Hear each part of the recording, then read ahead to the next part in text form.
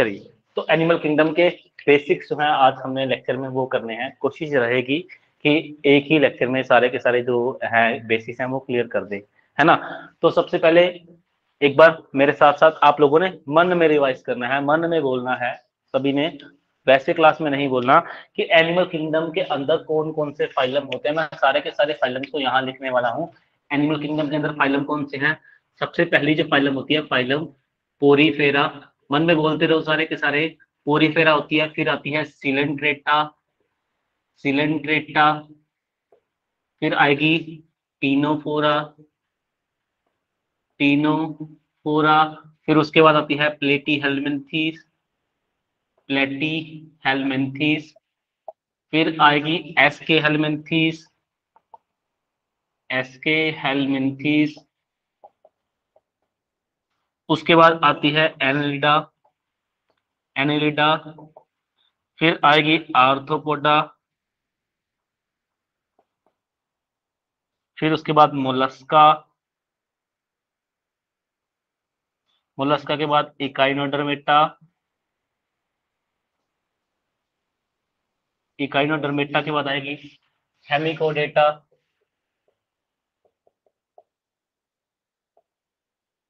और उसके बाद फाइनल जो अपनी है दैट इज कोडेटा।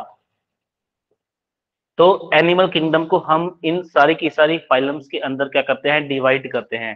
क्योंकि देखो हमने क्लासिफिकेशन को पढ़ा हुआ है, ये सारी की सारी क्या है, दीज ऑल आर फाइलम। तो ये सारी की सारी फाइलम्स हैं।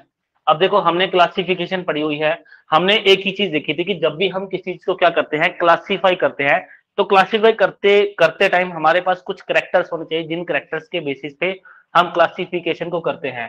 तो क्योंकि हमने एनिमल किंगडम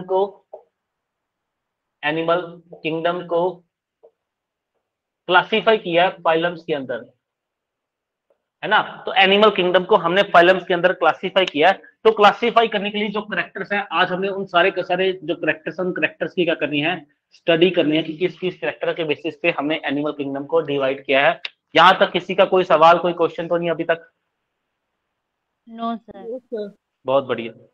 चलिए, तो अभी आगे चलते हैं, बढ़ते हैं अगले पड़ाव की तरफ, जिसमें हम करेक्टर्स के बारे में देखेंगे कि ऐसे कौन कौन से करेक्टर्स हैं जिनके बेसिस पे एनिमल किंगडम को क्लासिफाई किया गया है। बहुत ही अच्छे तरीके से समझने की कोशिश करेंगे इसको। तो जैसे कि एक करेक्टर है लेवल ऑफ ऑर्गेनाइजेशन, मैं करेक्टर सारे के सारे इस साइड लिख रहा हूं, बाद में हम वन बाय वन सारे के सारे करेक्टर्स को स्टडी करेंगे। तो एक करेक्टर है level of organization, level of organization. फिर आता है जर्म्स लेयर, जर्म्स लेयर। उसके बाद आएगा सिलोम, फिर आती है हमारे पास सिमिट्री। उसके बाद हमारे पास आती है सेगमेंटेशन, सेगमेंटेशन। और उसके बाद हमारे पास आते हैं नोटोकोड। ठीक है जी। तो ये हमारे पास कुछ करेक्टर्स है, जिन करेक्टर्स के बेसिस पे हमने एनिमल किंगडम को क्या करना है, क्लासिफाई करना है। ओके जी। सो करेक्टर्स को लिख लीजिए, फिर सफर की करते हैं शुरुआत कि क्या क्या कैसे कैसे चीजें हमने करनी है। सबसे पहले करेक्टर की बात करेंगे। सबसे पहला जो हमारा करेक्टर रहेगा that is level of organization, level of organization. देखो ये जितने भी हम करेक्टर्स को स्टडी करने वाले हैं, आप इन सभी करेक्टर्स के अंदर एक चीज का सभी ने ख्याल रखना है, वो क्या है, वो एक टर्म है क्या, इवोल्यूशन। मैं आपको शुरुआत में ही बता देता हूं। इसके बाद हमने जितने भी जो भी लाइव क्लासेस हमारी चलती हैं, हर क्लास के अंदर आपको इसके बारे में मैं हमेशा पूछूंगा, भाई बताओ वो गोल्डन रूल क्या है एनिमल किंगडम को स्टडी करने का। तो इवोल्यूशन, बेटा इवोल्यूशन के बारे में हमें क्या ध्यान रखना है कि जो इवोल्यूशन होता है ये स्लो होगा, ये कैसा होगा, स्लो होगा, ग्रेजुअल होगा, मतलब लगातार चलने वाला होगा, स्लो होगा। एक्सेप्शन यहाँ पे म्यूटेशन आती है, अगर एकदम से कोई ऐसी म्यूटेशन आ जाए तब तो इवोल्यूशन फास्ट हो सकता है, लेकिन अगर हम जनरली बात करते हैं तो इवोल्यूशन कैसा होता है, स्लो होता है और ग्रेजुअल होता है। यहां तक सभी को क्लियर है? ये बेटा एक गोल्डन चीज है हमारे लिए, हमारे एनिमल किंगडम को समझने के लिए बहुत बहुत इंपॉर्टेंट और बहुत हम बोलते हैं कि इग्नोर की जाने वाली चीज है। यहां तक सभी को क्लियर? चलें आगे। तो इसको कर देते हैं, इसको करते हैं साइड पे, ये आप लोगों ने कहीं ना कहीं पे लिख लेना है ना। ओके जी, अब आते हैं पहले लेवल ऑफ ऑर्गेनाइजेशन से। भाई अब इसका मतलब क्या है लेवल ऑफ ऑर्गेनाइजेशन? देखो, हमें एक बात तो पता है कि जो एनिमल्स होते हैं वो लिविंग ऑर्गेनिजम्स के अंदर आते हैं, सारे के सारे जो एनिमल्स होते हैं वो लिविंग होते हैं। तो जो लिविंग ऑर्गेनिज्म है उनकी बॉडी के अंदर कुछ ना कुछ तो ऑर्गेनाइजेशन होती है। ऑर्गेनाइजेशन का मतलब है कि वो जो लिविंग ऑर्गेनिज्म है, क्या वो एक अकेला सेल है या मल्टी सेलुलर उसकी बॉडी है?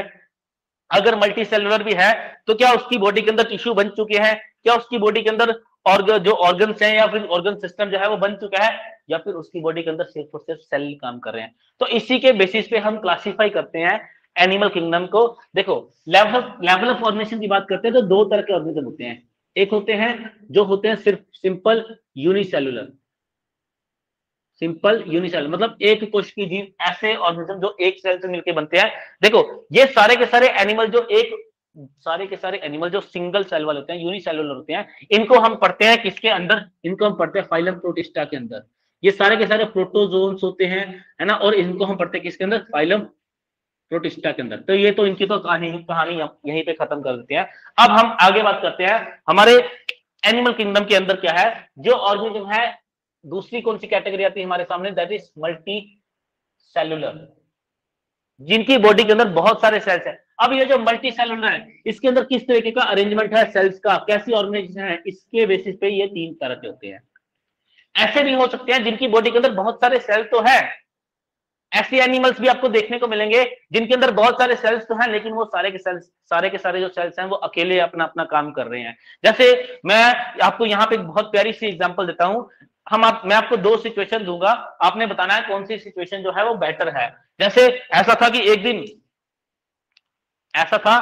क्या था, पापा घर पे आए, बोले सारे बच्चे जितने भी घर के मेंबर हैं, सारे के सारे मेंबर अपना अपना काम खुद करेंगे, कोई किसी से कोई काम नहीं करवाएगा, सारे लोग अपना अपना काम खुद करेंगे, खाना भी खुद बनाएंगे, जो भी आपकी और एक्टिविटीज है वो सारे के सारे जो हम घर के मेंबर्स हैं वो खुद करेंगे। तो पहला सिचुएशन ये था कि जैसे उन्होंने बोला कि सबके सब काम हमने क्या करने, खुद करने हैं,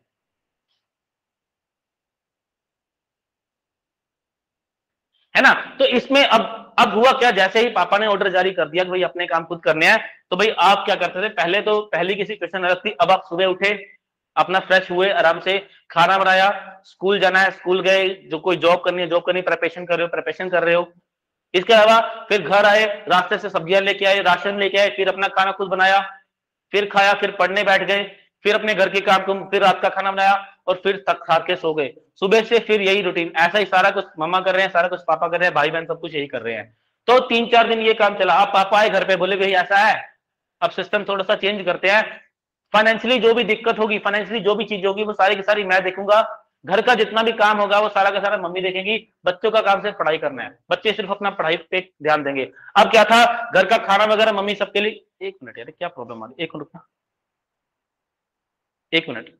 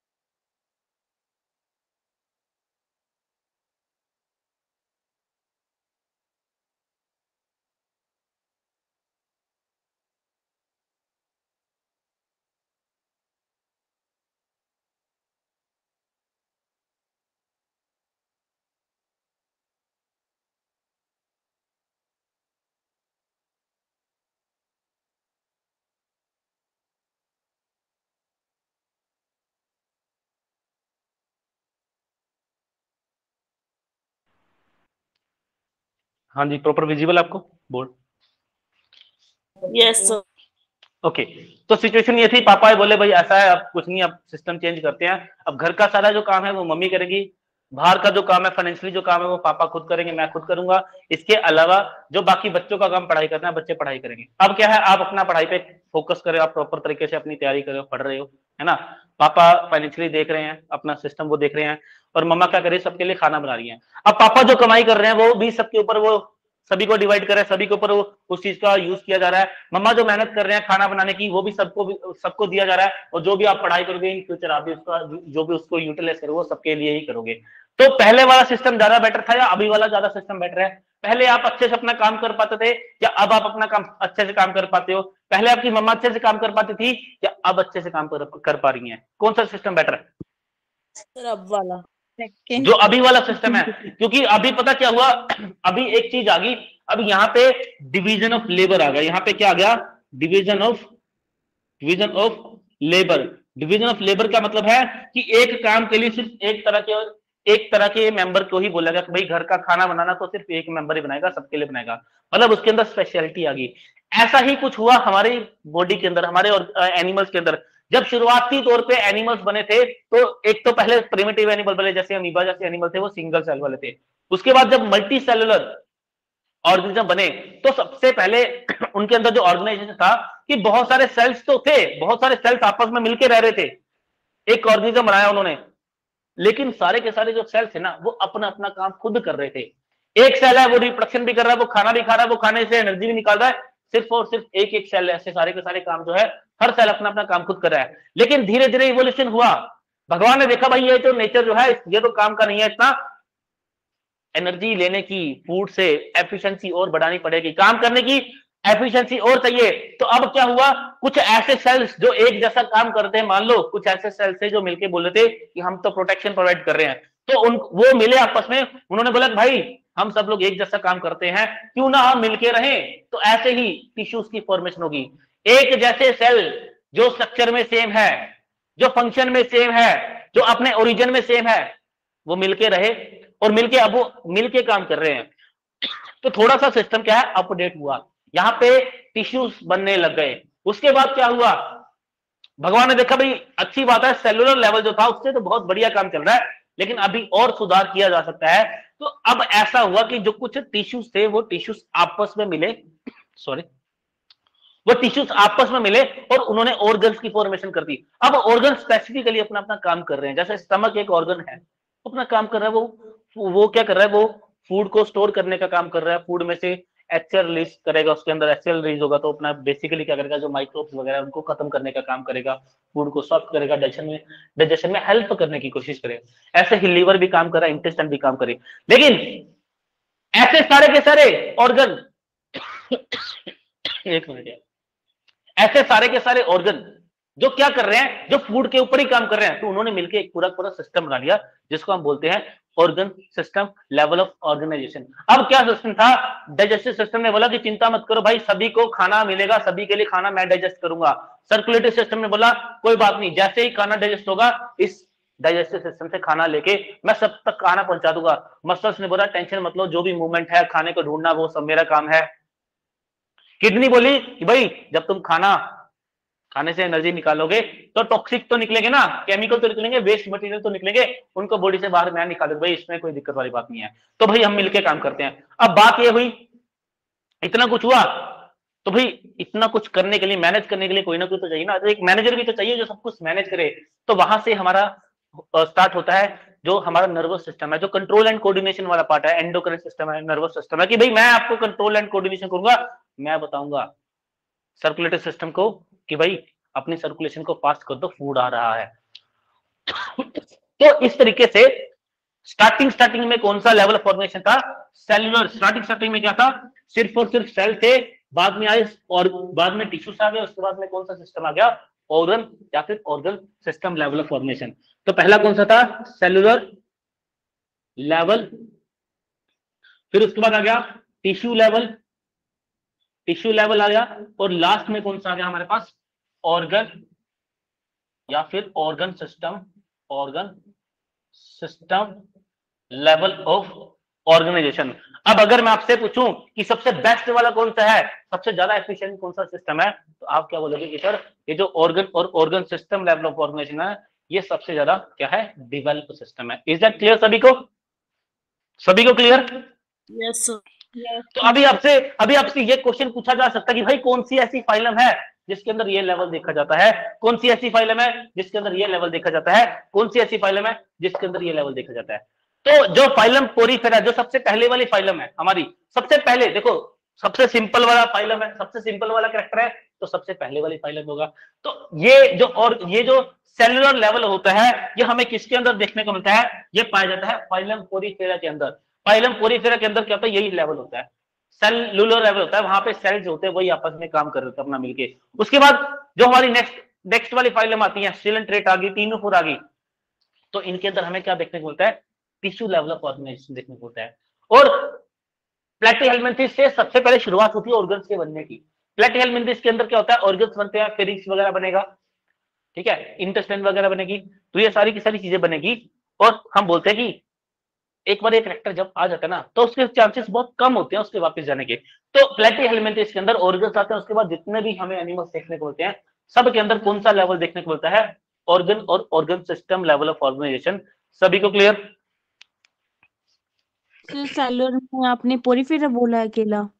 सेलुलर में बेटा पोरीफेरा, यस सर, फर्स्ट हो गया। इसके अंदर सिलेंट्रेटा, टीनोफोरा, अच्छा टीनोफोरा, सिलेंट्रेटा। इसके अंदर सिलेंट्रेटा, ठीक है, इसके अंदर सिलेंट्रेटा, और इसके बाद जो प्लेटीहेलमिन्थेस से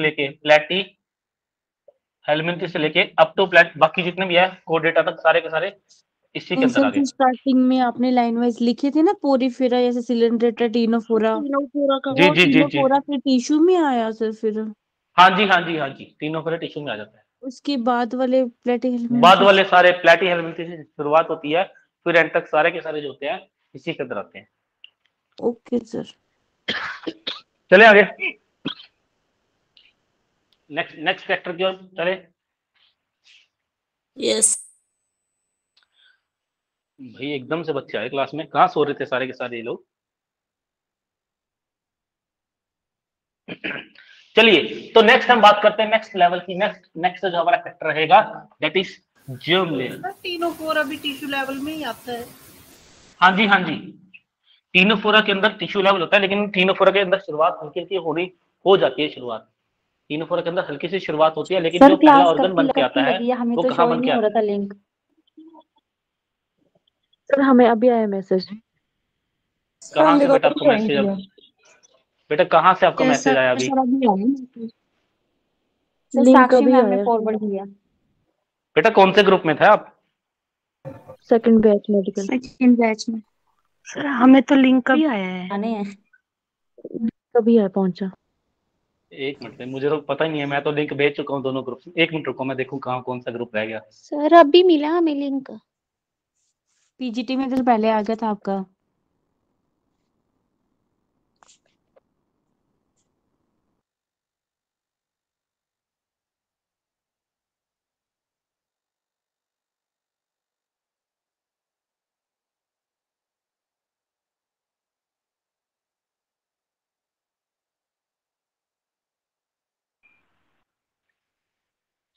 सब गोलमाल है भाई। मैंने आपके ग्रुप में लिंक शेयर ही नहीं किया, मतलब भूल गया, गलती से दूसरे जो ग्रुप था उसके अंदर शेयर हो गया। सर ये क्लास कब से लगी हुई है? बस बेटा अभी स्टार्ट हुई, 5-7 मिनट, मतलब 10 मिनट हुए, ज्यादा नहीं हुआ टाइम अभी। फाइलम नेम सर फिर से लिख दो। कोई बात नहीं कोई बात नहीं, मैं अभी जो करवाऊंगा आपको समझ आएगा, सभी को टेंशन मत लो, बैठे हम आपके साथ, सबको समझ आएगा। सर हम मैसेज बेटा अभी लिंक कभी भी नहीं सेंड करते।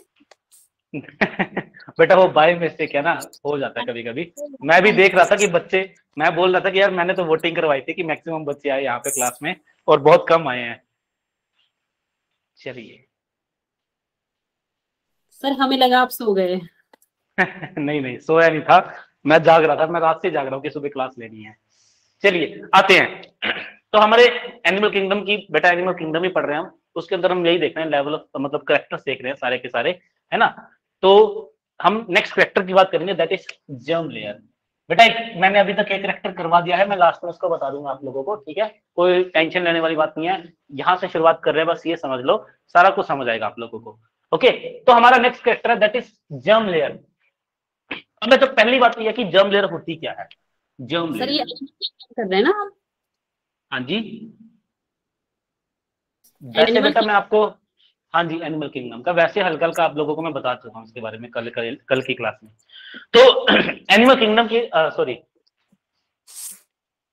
तो अगर हम जर्म्स लेयर की बात करते हैं, बेटा ध्यान रखना ये जो जर्म वर्ड है ना, जर्म्स लेयर वो लेयर्स होती है बॉडी की जिनसे हमारी बॉडी के जो ऑर्गन्स है, बेटा किसी का माइक ऑन है, प्लीज ऑफ कर लो उसको, किसी बच्चे का माइक ऑन है, हाँ जी। तो जो जर्म्स लेयर होती है बेसिकली आप ये मान के चलो ये वो लेयर्स होती है जिनसे हमारी बॉडी के जितने भी ऑर्गन्स हैं, ऑर्गन्स या फिर मैं ज्यादा बेटर है कि जितने भी हमारी बॉडी के जो पार्ट्स है वो क्या है, डेवलप होते हैं। ये वो लेयर्स होती है हमारी बॉडी की जिनसे हमारी बॉडी के सारे जो पार्ट्स है वो क्या होता है, डेवलप होते हैं। इन्हीं को हम बोलते हैं जर्म्स लेयर। अब छोटी सी एग्जांपल के तौर पे देखते हैं कि जर्म्स लेयर क्या होते हैं। देखो पहले क्या होता है, जो गैमीट्स होते हैं, गैमीट्स आपस में क्या करेंगे, फ्यूज करेंगे, मेल और फीमेल गैमीट फ्यूज करेंगे तो फर्टिलाइजेशन होगा, उससे बनेगा जाइगोट। उससे क्या बनेगा, जाइगोट बनेगा, ये बनेगा जाइगोट। अब जाइगोट डिवाइड करेगा, जाइगोट क्या करेगा, इस तरीके से डिवाइड करेगा, लगातार डिवाइड करता रहेगा। जब जाइगोट लगातार डिवाइड करता रहेगा तो जाइगोट से बन जाएगा क्या, जाइगोट से फिर बनेगा ब्लास्टुला, सॉरी मरुल्ला, मरुल्ला के बाद बनेगा ब्लास्टुला। और ब्लास्टुला के बाद ना एक स्टेज बनती है, मतलब एक एम्ब्रियो की एक स्टेज होती है जिसको बोलते हैं गैस्ट्रुला। क्या बोलते हैं इसको, गैस्ट्रुला बोलते हैं। ये जो गैस्ट्रुलर स्टेज होती है ना, इस स्टेज में क्या होता है कि 2 या 3 लेयर्स बनती हैं, ठीक है। तो इसमें क्या होता है, 2 या फिर 3 लेयर्स बनती हैं कुछ इस तरीके से। ये एक ऐसे अरेंज होगी, एक लेयर है, सेल्स की लेयर्स होती हैं कुछ, एक लेयर इस तरीके से अरेंज होती है ना। 3 भी हो सकती है, 2 भी हो सकती हैं और 3 भी हो सकती हैं, कुछ लेयर्स होती हैं ये, है ना। इन्हीं लेयर्स को बेटा हम क्या बोलते हैं, इन्हीं लेयर्स को हम बोलते हैं जर्म्स लेयर। कौन सी होती है ये, जर्म लेयर, ठीक है। अब ये जो जर्म्स लेयर होती हैं ये 3 तरह की होती हैं। जो सबसे बाहर है, देखो एक वर्ड आएगा डर्म, आपको एनिमल किंगडम के अंदर बहुत जगह पे ये वर्ड देखने को मिलेगा, डर्म वर्ड देखने को मिलेगा। डर्म का बेटा मतलब होता है सिंपल सा स्किन, इसका मतलब क्या है, स्किन होता है, ठीक है। बेटा जितने बच्चे जिन्होंने अभी ज्वाइन किया है क्लास को, मेरे साथ अभी यहीं से जुड़ रहे हैं, हम यहीं से स्टार्ट कर रहे हैं। जो बच्चे अभी क्लास में आए हैं बेटा, यही जो मैं करवा रहा हूँ यहीं से सुनो। अभी तक मैंने एक करवा दिया, मैं एंड में इसके बारे में बता दूंगा आपको। फिलहाल आप यहीं से शुरुआत कीजिए, ठीक है, पैनिक नहीं करना अपने आप को, ठीक है। तो डर्म लेयर का क्या मतलब है, स्किन। अब देखो किसी भी ऑर्गेनिज्म की बॉडी के अंदर 3 तरह की स्किन होती हैं।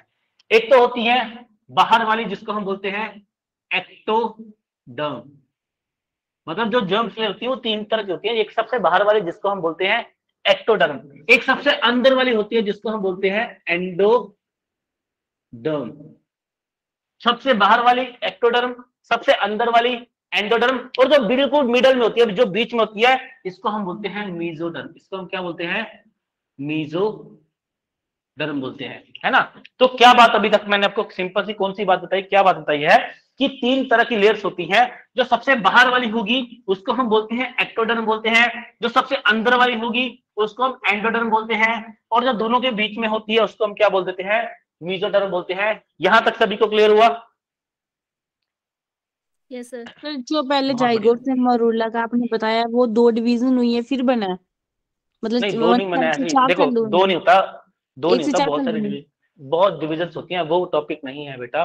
जस्ट ओके सिंपल सी बात है, हमें ये ओके पढ़ना ओके, है। आपने वो वो लिखा था ना तो हाँ पूछा, कोई हाँ, बात वो नहीं। डेवलपमेंट का, वो जब आप रिप्रोडक्शन वाला चैप्टर पढ़ाएंगे ना मैम आपको, डेवलपमेंट के ओके अंदर आ ओके जाएगा। ओके। ओके, वैसे एक 16 सेल स्टेज को मोरुल्ला बोल देते हैं। चलिए आते हैं, अब देखो ध्यान से, तो क्या हुआ, ये सबसे बाहर वाली लेयर है। सर हाँ जी, सर ये गैस्ट्रुला में डिफरेंशिएट होंगी 3 लेयर्स। हाँ जी बेटा, गैस्ट्रोला में बनती है लेयर्स। जो गैस्ट्रोला वाली स्टेज होती है वहीं पे 3 लेयर्स बनती हैं, ठीक है जी। 32 सेल्स तो 64 सेल्स। सो बेटा सबसे बाहर वाली क्या है, एक्टो, सबसे अंदर वाली क्या है, एंडो, और जो बीच वाली दिस इज मीजो। बीच वाली को क्या बोलते हैं, मीजो। अब ध्यान से सुनना, देखो कुछ ऑर्गेनिजम्स ऐसे हो आपको देखने को मिलेंगे जिनके अंदर एक एक्टोडर्म होगी, एक क्या होगी, एंडोडर्म। बस 2 ही लेयर्स होंगी, सिर्फ 2 लेयर्स होंगी। ऐसे ऑर्गेनिज्म को हम बोल देते हैं डिप्लोब्लास्टिक। क्या बोलेंगे, डिप्लोब्लास्टिक ऑर्गेनिज्म। इनको हमने क्या बोल दिया, they are called diploblastic organisms. इसके अलावा कुछ ऐसे ऑर्गेनिज्म भी देखने को मिलेंगे जिनके अंदर एक्टोडर्म भी होगी, एंडोडर्म भी होगी और मीजोडर्म भी होगी, तीनों लेयर्स होंगी। इनको हम बोलेंगे ट्रिप्लोब्लास्टिक ऑर्गेनिजम्स, एनिमल्स। ठीक है जी। तो डिप्लोब्लास्टिक एनिमल, ट्रिप्लोब्लास्टिक एनिमल, सभी को clear? Yes sir. Yes sir. Yes sir. बहुत सही। ओके जी, आगे चलते हैं। फाइन, ये बेटा माइक ऑफ कर लो जिसका भी ऑन है।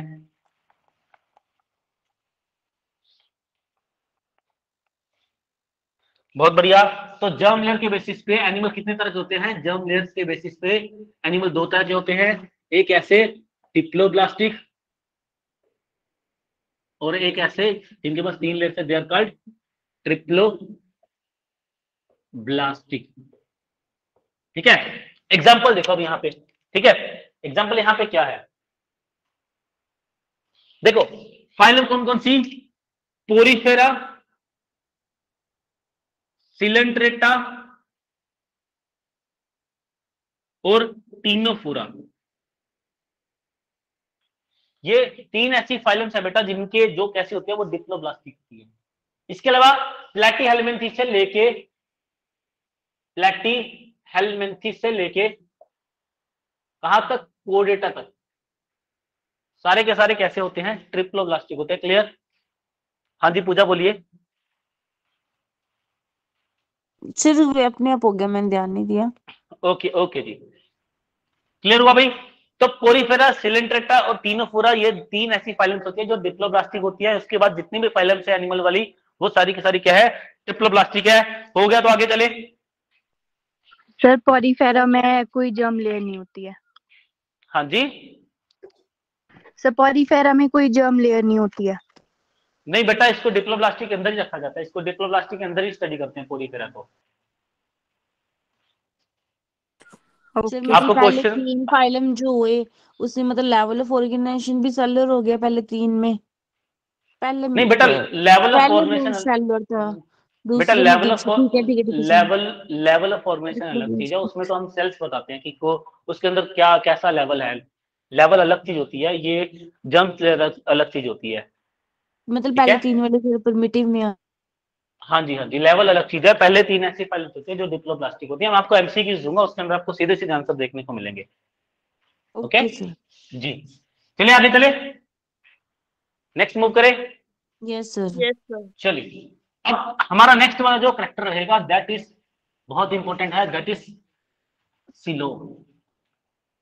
नेक्स्ट वाला जो कैरेक्टर रहेगा हमारा सबसे बहुत इंपॉर्टेंट कैरेक्टर रहेगा, that is coelom. Sir level of organization में क्या आएगा? बेटा लेवल ऑफ फॉर्मेशन में आता है सेलुलर लेवल आएगा, टिश्यू लेवल आएगा और अपना ऑर्गन या organ system level of formation आएगा। एंड में बताऊंगा आपको फिर से। तो सिलोम, देखो सिलोम का मतलब क्या होता है? सिलोम का मतलब होता है बेटा कैविटी। इसका क्या मतलब है? कैविटी, खाली जगह। लेकिन ये कोई आम कैविटी नहीं है। इस कैविटी की ये शर्त है कि भाई ये कैविटी बोलती है कि भाई मैं तब सिलोम, मुझे तब सिलोम बोलना जब मेरे आसपास क्या होगी? मेसोडर्म की लेयर होगी। मतलब ये जो कैविटी है, ये कैविटी ये बोलना चाह रही है कि मेरे आसपास एक लेयर होनी चाहिए। किसकी? मेरे आसपास लेयर होनी चाहिए मेसोडर्म की। ये हुई क्या? ये कौन सी लेयर है? This is the mesoderm. ये मेसोडर्म है, और मेसोडर्म के अंदर ये जो खाली वाली कैविटी बचेगी, इसी को मैं क्या बोलूंगा? सिलोम बोलूंगा। समझ गए इस बात? पहली शर्त समझ गए ना, क्या शर्त है सिलोम होने की? सभी समझ गए सिलोम होने की शर्त क्या है? ठीक है, चलिए आगे। Yes sir. तो मतलब मैं अगर सिंपल सी बात बोलूं कि अगर मैं इस रूम को रूम तब बोलूंगा अगर इस रूम में सब तरफ लकड़ी का काम हो, बस वही काम है। सिलोम कहता है कि भाई मैं अपने आप को क्या, अगर ये कैविटी मैं अपने आप को सिलोम तब मानूंगा अगर मेरे चारों तरफ जो दीवार है वो किसकी बनी हो? मेसोडर्म की बनी हो, तब मैं सिलोम हूं, अदरवाइज भाई मैं सिलोम नहीं हूं। ठीक है, तो ये किसकी शर्त है? सिलोम होने की। अब आगे चलते हैं सिलोम के बेसिस पे क्या कहानी है। तो सिलोम के बेसिस पे 3 तरह के आपको एनिमल्स देखने को मिलते हैं। तो भाई पहली बात तो यह है कि मेसोडर्म का होना जरूरी है। तो पहली 3 जो फाइलम्स हैं कौन सी? Porifera, Coelenterata, Ctenophora. इनके पास बेटा, इनके पास मेसोडर्म होती ही नहीं है। तो मुझे बताओ, जिनके पास मेसोडर्म है ही नहीं, क्या उनके पास सिलोम होगा? No sir. नहीं। तो ऐसी फाइल इनको बोलते हैं एसिलोमेट्स। क्या बोलेंगे? एसिलोमेट्स। अब देखो ध्यान से, इवोल्यूशन वाली कहानी अभी आएगी। एसिलोमेट्स के अंदर कौन कौन सी आगे पहले लिख देता हूं। एसिलोमेट्स इनके अंदर नो सिलोम प्रेजेंट, इनके पास कोई सिलोम प्रेजेंट नहीं होता। अब आगे की कहानी सुनो, कौन कौन सी फाइलम इसके अंदर आती है। एक आती है पोरीफेरा, एक आती है सिलेंट्रेटा और एक आती है टीनोफोरा। ध्यान से सुने इस चीज को। अब टीनोफोरा भी आ गई। अब पहली बार हमने अभी पढ़ा था थोड़ी देर पहले कि पहली बार जो प्लैटीहेल्मिंथेस है उसके अंदर तीसरी लेयर आई। उसके बाद तीसरी लेयर आई, कौन सी लेयर आई? मेसोडर्म आ गई। लेकिन इवोल्यूशन बेटा एकदम से होगा या आराम आराम से होगा? इवोल्यूशन एकदम से होगा या धीरे धीरे होगा? धीरे धीरे होगा, स्लोली होगा। तो पहले बेटा पहले क्या हुआ? पहले तीसरी लेयर तो आई लेकिन कोई किसी तरह का स्लोम देखने को नहीं मिला। तो ये भी सही रखे जगह प्लैटीहेल्मिंथेस। ये भी कहां रख दिया? प्लैटीहेल्मिंथेस। जितनी भी आपने फाइलम अभी तक देखी है बेटा उसमें से सिर्फ और सिर्फ एक ऐसी फाइलम है, ध्यान से देखना, सिर्फ और सिर्फ ओनली एंड ओनली सिंगल एक फाइलम है जिसके पास तीनों की तीनों लेयर्स हैं लेकिन इसके पास सीलोम नहीं है। क्लियर? वो डायग्राम फिर से ड्रॉ करते हैं मेसोडर्म सीलोम वाला। वो बेटा मैं करूंगा, अभी फिर से आएगा वो। तो बेटा ये मतलब प्लैटीहेल्मिंथेस एकमात्र ऐसी फाइलम है, सिर्फ और सिर्फ एक ऐसी फाइलम है जिसके पास तीनों जर्म्स ले रहा है लेकिन इसके पास सीलोम का कोई भी नामो निशान नहीं है। ये समझ आ गया तो आगे चले। यस बहुत बढ़िया। अब देखो भाई मैं एक डायग्राम बना रहा हूं, मुझे आपने बताना कि भाई क्या चीज है। ये रहा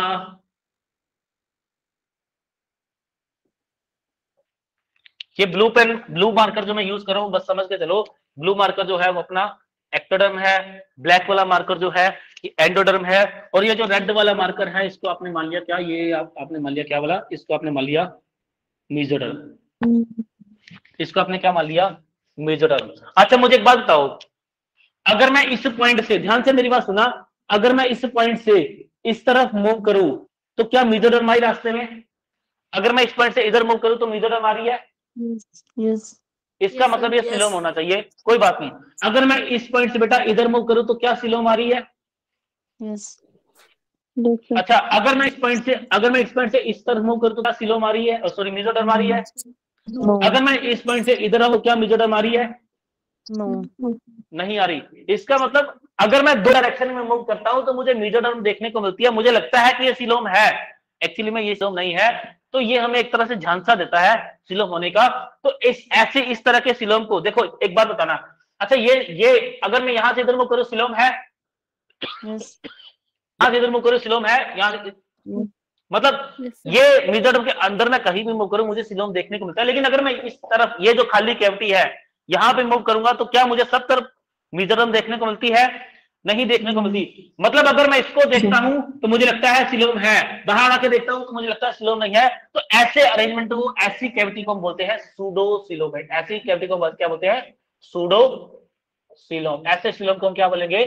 सूडो सीलोम। एक तरह से झूठा सीलोम है ये। समझ गए? यस और नो? तो भाई प्लैटीहेल्मिंथेस के बाद सीलोम बनाने की जो शुरुआत हुई है वो कौन सी फाइलम में होगी? एस्के हेल्मिंथेस में। एस्के हेल्मिंथेस में। तो याद रखना, इसके ऊपर मैं स्टार मार्क कर देता हूं। पूरे के पूरे एनिमल किंगडम के अंदर एकमात्र ऐसी फाइलम है जिसके पास सूडो सीलोम होता है। बाकी सारी की सारी फाइलम के अंदर या तो सीलोम होगा या फिर सीलोम नहीं होगा। Is that clear? Only and only single phylum पूरे के पूरे एनिमल किंगडम की जिसके पास क्या है? सूडो सीलोम है। मतलब सीलोम है भी और नहीं भी है, लेकिन बाकी जो फाइलम है इसके बाद वाले के पास होगा, इससे पहले वाले के पास नहीं होगा। समझ गए बात को? ओके जी। अब तीसरी चीज क्या आती है भाई? ये अपने पास आ गई एक्टोडर्म, ये अपने पास आ गई यहाँ पे एंडोडर्म, और ये अपने पास आ गई बीच में। ये पूरे के पूरे एरिया में क्या आ गया अपने पास?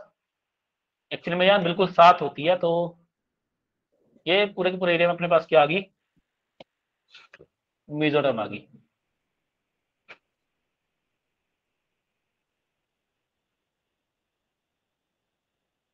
ठीक है जी। तो ये जो बीच में आपको मेजरली जो कैविटी देखने को मिल रही है, इस कैविटी के चारों तरफ मेसोडर्म है या नहीं है? है या नहीं है? है ना? है ना? तो ये दिस इज दी, इसको हम बोलते हैं ये क्या है अपना? True coelom. ये क्या है अपना? True coelom. तो बेटा सीलोम के बेसिस पे तीन तरह के ऑर्गेनिजम्स होते हैं। पहली बात तो सीलोम तीन तरह का होता है, या तो ए सीलोमेट या सीलोम होगा नहीं, या सूडो सीलोम, या फिर ट्रू सीलोम। और अब ऑर्गेनिज्म की बात कर लेते हैं। ऐसे ऑर्गेनिज्म बेटा जिनके पास सीलोम नहीं होता है, इनको हम बोलते हैं एसिलोमेट। क्या बोलेंगे? एसिलोमेट। जिनके पास सिलोम है लेकिन फॉल्स सिलोम है, इनको बोलेंगे सूडो सिलोमेट। और जिनके पास सिलोम है, ट्रू सिलोम प्रेजेंट, इनको बोलेंगे हम सिलोमेट। क्या बोलेंगे? सिलोमेट बोलेंगे। इतना क्लियर? अब एनिलिडा से शुरुआत होती है, कहां से? एनिलिडा से। एनिलिडा से, एनिलिडा से बेटा शुरुआत होती है। एनिलिडा से लेके कोडेटा तक सबके पास क्या होता है? सिलोम प्रेजेंट होता है। सर तो थोड़ा शुरुआत बोल कहां कर से? दो। हाँ जी बेटा मैं कर देता हूं। सो शुरुआत कहां पे होती है? सिलोम की शुरुआत होती है, ट्रू सिलोम की शुरुआत होती है कहां पे? एनिलिडा से। कहां से शुरुआत होगी? एनिलिडा से। क्लियर?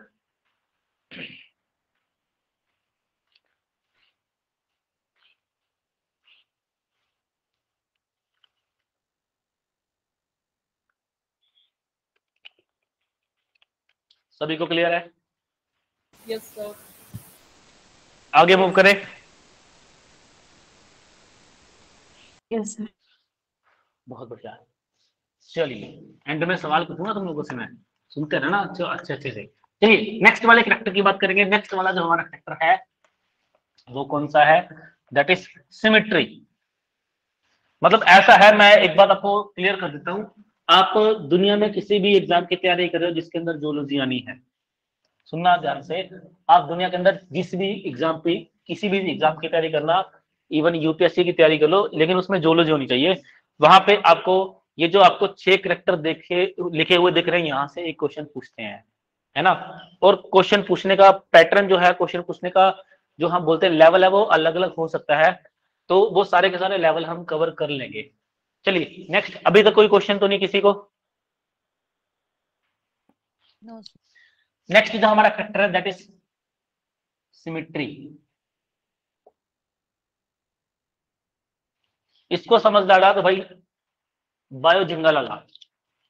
तो सिमेट्री देखना ध्यान से। सिमेट्री के ऊपर भी अलग अलग लेवल से क्वेश्चन पूछते हैं। अगर हम सिमेट्री की बात करते हैं, बेसिकली क्या होता है सिमेट्री? किसी भी चीज को 2 इक्वल पार्ट में क्या करना? 2 इक्वल पार्ट में क्या करना? कट करना। 2 इक्वल पार्ट में कट करना। क्या? Equal part. 2 इक्वल पार्ट्स में क्या करना? कट करना। याद रखना ये मैंने क्या लिखा यहाँ पे? Equal part. 2 ही होने चाहिए, 2 से ज्यादा नहीं होने चाहिए। किसी का माइक ऑन है क्या? ठीक है, तो 2 ही पार्ट्स होने चाहिए। उसको हम क्या बोल देते हैं? उसको हम सिमेट्री बोलते हैं। अब देखना ध्यान से भाई, मेरे सामने क्या है? एक बॉल है। मैं आपके सामने, ये मेरे सामने एक बॉल है। अच्छा एक बात और, एक इसकी शर्त है, जैसे सिलोम की शर्त थी ना कि भाई मेरे आसपास मेसोडर्म होनी चाहिए, ऐसे इसकी भी एक शर्त है सिमेट्री की। इसकी शर्त ये है कि आप जिस भी प्लेन को आप चूज कर रहे हो, कौन सा? जिस भी प्लेन को आप चूज कर रहे हो, या फिर प्लेन ऑफ कट जो है, प्लेन ऑफ कट जो है, जिस भी प्लेन को आप चूज कर रहे हो, ये plane of cut always pass from the centre. ये इसकी शर्त है कि भाई जिस भी आप प्लेन से कट करोगे, वो प्लेन कहां से जाना चाहिए? हमेशा सेंटर से होके जाना चाहिए। तब हम मानेंगे ये क्या है? एक सिमेट्री है। समझ गए बात को? यहां तक क्लियर है? यहां तक चले आगे? क्लियर? तो अब भाई आपके सामने क्या है? आपके सामने एक बॉल है। ये आपके सामने एक बॉल होती है जो नॉर्मल हमारे होती है ना, टेनिस बॉल या फिर क्रिकेट वाली बॉल होती है। आपके सामने ये बॉल है, और ये बॉल का क्या है? एक सेंटर है।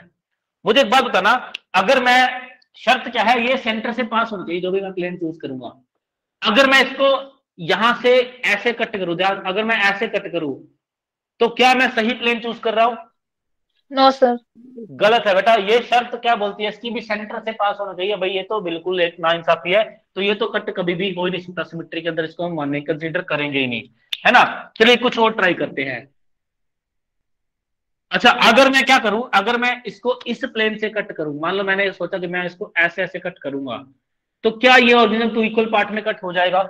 Yes sir. Yes, sir. बहुत बढ़िया। चलो ये अपना फर्स्ट प्लेन था। अगर मैं इसको ऐसे कट करूं तो? यस ये भी सही है। अगर मैं इसको इस तरीके से कट करूं तो? सर, ये भी ठीक है। चलो ऐसे कर लेते हैं। अब यस सही है। ऐसे कर लेते हैं। अब यस सर। कुल मिला के आप किसी मर्जी जगह से इसको कट कर लो, वो ऑर्गेनिज्म जो है वो इक्वल पार्ट में कट हो जाएगा। तो ऐसा ऑर्गेनिज्म बेटा जिसको जहां से मर्जी कट कर लो वो इक्वल पार्ट में डिवाइड हो जाएगा। ऐसे ऑर्गेनिज्म की बताओ कोई सिमेट्री होती है? हम बोलते हैं कि यहाँ पे ये जो सिमेट्री होती है इसको हम बोलते हैं this is the radial symmetry. ये कौन सी सिमेट्री है? Radial symmetry. कौन सी सिमेट्री है ये? Radial symmetry. समझ गए? सभी लोग समझ गए? So an organism is cut from any plane is divided into two equal parts. That organism have radial symmetry. सभी समझ गए इस बात को? लेकिन अगर मान लो मेरे पास ये एक ऑर्गेनिज्म है, देखो ध्यान से, अभी अपने पास नया ऑर्गेनिज्म है, ये एक ऑर्गेनिज्म है, मैंने बोला भी काट दो टू इक्वल पार्ट में, आपने बोला कि ऐसे काट दे, ऐसे काटेंगे तो दो इक्वल पार्ट में कट हुआ? No sir. नो ऐसे सर। काटा तब हुआ? No sir. ऐसे काट दिया तब? No sir. ऐसे काट दिया तब? Yes sir. नहीं। मतलब इसको जिस मर्जी प्लेन से कट करने की कोशिश कर लो, ये इक्वल पार्ट में डिवाइड होगा नहीं, तो हम बोलेंगे इसकी कोई सिमेट्री नहीं है। ये एक ऐसा ऑर्गेनिज्म है जिसकी कोई सिमेट्री नहीं है ना? एक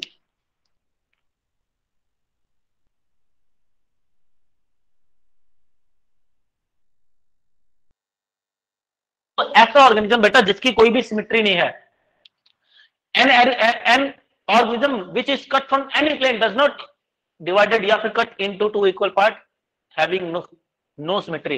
एंड ऐसे ऑर्गेनिज्म को हम क्या बोलेंगे? ऐसी सिमेट्री को हम क्या बोलते हैं? एसिमेट्री। इसको हम क्या बोलते हैं? जिसकी कोई भी सिमेट्री नहीं होती वो क्या होता है? एसिमेट्रिक होता है। ये भी क्लियर पॉइंट? ये भी क्लियर है point? Yes sir. Yes sir. Yes, sir. चलिए अब आगे चलते हैं, नेक्स्ट सिमेट्री की तरफ चलते हैं। नेक्स्ट सिमेट्री की तरफ चलेंगे। बोल दो एसिमेट्री की, हाँ जी इसकी डेफिनेशन बोल दो एसिमेट्री की। बेटा एसिमेट्री का an organism does not have spelling लिखना a सर, plane। हाँ जी, एसिमेट्री लिखना sir board. an organism does not have any symmetry is called asymmetry। ठीक है, asymmetry। ओके चलें आगे।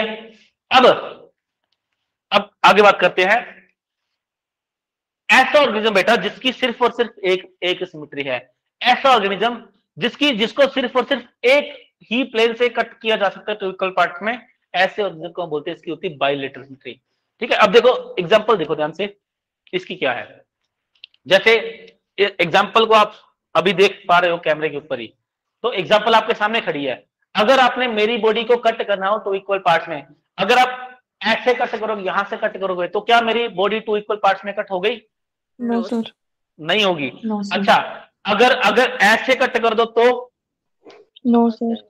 अगर यहां से कट कर दो, यहां नीचे से, तो? No sir. अगर ऐसे कट करो तो?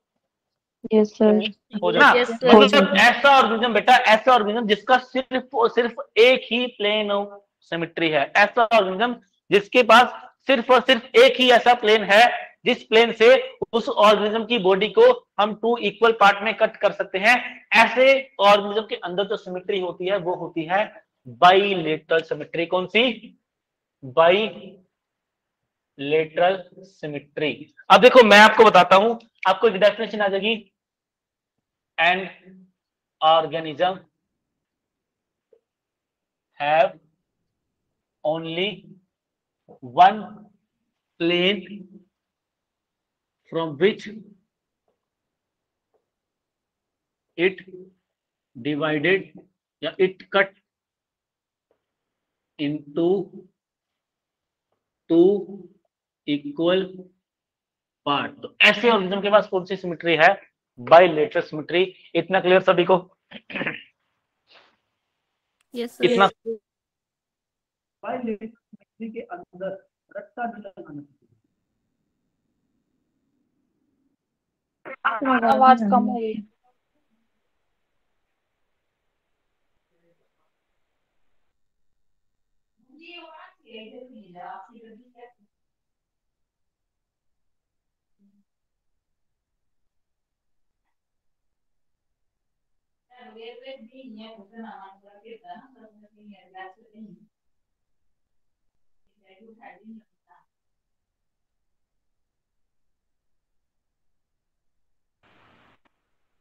हाँ जी। तो बेटा जिंदगी में कुछ भी करना लेकिन रट्टा मत लगाना, बस आपको मैं बताऊंगा। अब आपको एक, ये तो एक सिंपल सा कि अगर आपसे क्वेश्चन पूछे तो सिंपल सी बात पूछी जा सकती है कि भाई ये स्टेटमेंट दे दी, बताओ ये कौन सी सिमेट्री है, या फिर आपको बोल देंगे इनमें से कौन से एनिमल्स है जिनके अंदर ये सिमेट्री पाई जाती है। तो एनिमल्स कौन से हैं उनके बारे में हम आगे बात करेंगे जब हम फाइलम्स को डिटेल में पढ़ेंगे। अभी थोड़ा सा और अच्छी से चीज को समझने की कोशिश करेंगे। एक बड़ा प्यारा सा वर्ड हमारे सामने आता है और बड़ा ही ज्यादा, मतलब बहुत ही आजकल इतना एग्जाम्स में आ रहा है ना, मतलब जिस एग्जाम को देखो ना उस एग्जाम के अंदर भी पूछा जा रहा है। बायोमेट्रिक सिमेट्री बोलेंगे इसको। किसको जी? जो अभी हम कर रहे हैं नेक्स्ट वाली। हाँ जी सर। हाँ जी, वो बायोलेटर। अब देखो ध्यान से भाई, बहुत सिंपल सी भाषा में, कोई भी ऑर्गेनिज्म जिसके पास क्या है, हेड प्रेजेंट होता है, इसकी सिमेट्री हमेशा कौन सी होती है? बाइलेटरल। ऐसा बेटा हर वो ऑर्गेनिज्म जिसके पास क्या होता है, हेड होता है, सर होता है, उसके पास कौन सी सिमेट्री होती है? Bilateral symmetry. अच्छा एक और चीज देखो, formation of head is called cephalization. ये बहुत इंपॉर्टेंट वर्ड लिखा हूं मैं, formation of word is head is called cephalization. Cephalization भाई, हेड के बनने के प्रोसेस को सिफेलाइजेशन बोलते हैं। और स्टार्टिंग के अंदर मतलब आपसे ये बोल देंगे, अभी हाल ही में एक पेपर हुआ था, कौन सा पेपर था, एक पेपर हुआ था कोई अभी, आई थिंक एचटेट का पेपर था, हरियाणा का पेपर था, उसमें क्वेश्चन पूछा गया था कि बायोलेटरल सिमेट्री होने के लिए क्या क्या चाहिए? सिफेलाइजेशन। मतलब ऐसा इनमें से क्या चीज चाहिए बायोलेटरल सिमेट्री होने के लिए? सिफेलाइजेशन। 3-4 ऑप्शन थे जिसमें से ये भी था। तो जिनको यही नहीं पता सिफेलाइजेशन होता क्या है, वो तो उनको लगेगा भाई पता नहीं क्या क्या ही पूछ लिया, है ना। तो बायोलेटरल सिमेट्री का सिंपल सा फंडा है, हेड का होना और हेड के बनने के प्रोसेस को क्या बोलते हैं? सिफिलाइजेशन बोलते हैं। अब इसको एक और तरीके से डिफाइन किया जाता है, सिफिलाइजेशन को एक और तरीके से इसको बोला जाता है। क्या बोला जाता है? हम अगर ये बोल दे, अगर मैं ये बोल दूं concentration of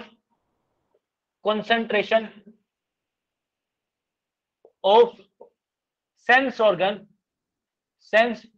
organ in head is called cephalisation. तो हेड के अंदर सेंस ऑर्गन का कॉन्सेंट्रेट होना, इसको भी हम क्या बोल देते हैं? सिफिलाइजेशन बोलते हैं। भाई अगर आप अपने आप को देख लो, टंग भी है, आंख भी है, कान भी है, नाक भी है, स्किन भी है, तो सारे के सारे सेंस ऑर्गन आपके हेड के अंदर प्रेजेंट होते हैं। तो concentration of sense organ in head is also called cephalization. सभी को ये वर्ड क्लियर हुआ? Yes sir. बहुत बढ़िया। तो मैं बताता हूँ बेटा, इसका बेटा बहुत अच्छा रिलेशन है सिफिलाइजेशन के साथ। अगर मैं बोलूँ ना कि बहुत अच्छे लेवल का क्वेश्चन, मुझे आपको बहुत अच्छे लेवल का क्वेश्चन देना है बायोलेटरल सिमेट्री के ऊपर, तो मैं सिफिलाइजेशन वर्ड का ही यूज करूंगा। अगर आपको मुझे बहुत अच्छे लेवल का क्वेश्चन देना तो मैं इसी वर्ड का ही यूज करूंगा। अगर मुझे आपको सिंपल क्वेश्चन देना तो मैं ये पूछ लूंगा इनमें से किसके पास बायोलेटरल सिमेट्री होती है ना। थोड़ा सा और टिपिकल पूछना है, मैं एक डेफिनेशन दे दूंगा, बताओ भाई ये क्या है, तो आपने बता देना कि है। लेकिन अगर मुझे बहुत मुश्किल देना है, बहुत ऊपर का लेवल का देना है, तो मैं बायोलेटरल सिमेट्री को जोड़ूंगा किसके साथ? सिफिलाइजेशन के साथ। ओके, समझ गए सभी लोग समझे? आगे चले। अब हम आगे चलते हैं। टॉपिक नहीं है, टॉपिक यही रहेगा अपना। अभी इसी के अंदर हमने 1-2 चीजें और करनी है, तो बता देता हूं आपको मैं। सर तो बेटा अगर हम लिखवा दीजिए। तो इसके अंदर हम क्या देखेंगे? क्या था अपना? सिमेट्री। तो सिमेट्री की अगर बात करें, जिनके पास no symmetry, no plane of symmetry, इनको हमने बोल दिया क्या? Asymmetric. अगर हम बोले मैनी प्लेन, जिसके बाद बहुत सारे प्लेन जाए, ये कौन सी सिमेट्री है? This is called radial symmetry. और अगर मैं बोल दूं ओनली वन प्लेन, अगर एक ही प्लेन है, तो ये है अपने पास कौन सी? बाई लेटरल सिमेट्री, है ना। अब देखो, अब आते हैं यहाँ पे, देखो एसिमेट्री के अंदर एग्जांपल आती है किसकी, पोरीफेरा की। फाइलम कौन सी इसके अंदर, पोरीफेरा। पोरीफेरा की कोई सिमेट्री नहीं होती। जनरली पोरीफेरा को स्पॉन्जिस बोल देते हैं, इधर से भी बढ़ रहे हैं उधर से भी बढ़ रहे हैं, तो इनकी कोई सिमेट्री नहीं होती। उसके बाद अगर हम बात करते हैं किसकी, सिलेंट्रेटा की, अगर हम बात करते हैं किसकी, अगर हम बात करते हैं किसकी, टीनोफोरा की, टीनोफोरा की, तो इनकी होती है कौन सी सिमेट्री, रेडियल सिमेट्री। उसके बाद प्लेटीहेल्मिन्थेस से लेकर के, प्लेटीहेल्मिन्थेस से लेकर के कहां तक, प्लेटीहेल्मिन्थेस से लेकर के कोडेटा तक, कहां तक, कोडेटा तक, सबके पास कौन सी सिमेट्री होती है, बाइलेटरल सिमेट्री। यहां भी क्वेश्चन बनता है। अब देखो यहां से क्वेश्चन क्या बनेगा, यहां पे क्वेश्चन क्या बनेगा, इस क्वेश्चन की बात करेंगे। देखो यहां पे ना एक बीच में एक फाइलम और आती है जिसका नाम है आजकल, इसका नाम है इकाइनोडर्मेटा। नाम क्या है इसका, इकाइनोडर्मेटा। इसके अंदर बेटा एग्जांपल आती है स्टारफिश की। आपने स्टारफिश का नाम सुना कभी? Yes sir. सभी ने स्टारफिश। देखो एक बात बताओ मुझे, आप लोगों ने स्टारफिश देखी भी होगी, मुझे एक बात बताओ, क्या स्टारफिश के पास हेड होता है? क्या आपने कभी स्टारफिश का सर देखा है? हम ऐसे देखते हैं, ये होती है, ये होती है, ये होती है, हम ऐसे, क्या आपको हेड नजर आ रहा है इसका? बेटा स्टारफिश का हेड ही नहीं होता। तो स्टारफिश के अंदर, इकाइनोडर्मेटा के अंदर याद रखना, इकाइनोडर्मेटा के अंदर जो अडल्ट होता है, जो एक तो इनका लार्वा होगा, लार्वा एक इसका क्या होगा, अडल्ट होगा। जो स्टारफिश का अडल्ट, जो स्टारफिश का लार्वा होता है ना, लार्वा के पास बेटा बाइलेटरल सिमेट्री होती है। और जो स्टारफिश का अडल्ट होता है, ये क्या है, अडल्ट स्टारफिश। तो अडल्ट स्टारफिश के पास, अडल्ट स्टारफिश के पास कौन सी सिमेट्री, ये कौन सी सिमेट्री है, दिस इज दी रेडियल। ये भी एक क्वेश्चन है, ये आप मान के चलो कि सिमेट्री का ये बहुत इंपॉर्टेंट क्वेश्चन है। सिमेट्री के अंदर ये बहुत इंपॉर्टेंट क्वेश्चन होता है ये। सर फिर तो लार्वा स्टेज में उसका लार्वा हेड कैसे प्रेजेंट, होता है? एक बार बता दो हाँ जी। बनाकर, लार्वा स्टेज कैसे होती है? उसका हेड प्रेजेंट होगा स्टारफिश बेटा का। हाँ जी लार्वा स्टेज में होता है। मेरी बात सुनो, मैं बेटा आपको बेसिक्स करवा रहा हूँ, सिर्फ बेसिक्स पे ध्यान देंगे। जितनी भी मैं आपको चीजें बता रहा हूँ, सारी की सारी चीजें आपको डिटेल में बेटा जब फाइलम्स करेंगे तब बिल्कुल कराऊंगा, बिल्कुल टेंशन मत लो। बस अभी के लिए मेरे पे इतना भरोसा रखो, इतना सा भरोसा रख लो कि जो इसका लार्वा होता है ना, लार्वा के पास बेटा हेड होता है, और लार्वा के पास हेड होगा तो उसके पास कौन सी सिमेट्री होती है, बाइलेटरल सिमेट्री होती है। वैसे इसका लार्वा अगर आप गूगल पे करके देखोगे ना, कुछ ऐसे ऐसे इसका लार्वा होता है। अभी मुझे एग्जैक्टली मुझे बिल्कुल ये ऐसा कुछ होता है लार्वा इसका, कुछ इस तरीके से ऐसा लार्वा होता है इसका, ऐसा सा लार्वा होता है, ठीक है, कुछ ऐसा होता है लार्वा। लेकिन ये देखो ध्यान से, ये इसका हेड होता है लार्वा का ऊपर, तो लार्वा का हेड होगा तो बेटा वहां पे इसकी सिमेट्री कौन सी होती है, बाइलेटरल सिमेट्री होती है। अडल्ट के पास कोई हेड नहीं है, तो अडल्ट की कौन सी सिमेट्री है, radial symmetry. Is that clear? Sir question आएगा अगर ये बाइलेटरल सिमेट्री का ऑप्शन में हो इकाइनोडर्मेटा, फिर उसे यस करें। कैसे कैसे, क्या क्वेश्चन बोल रहे हो?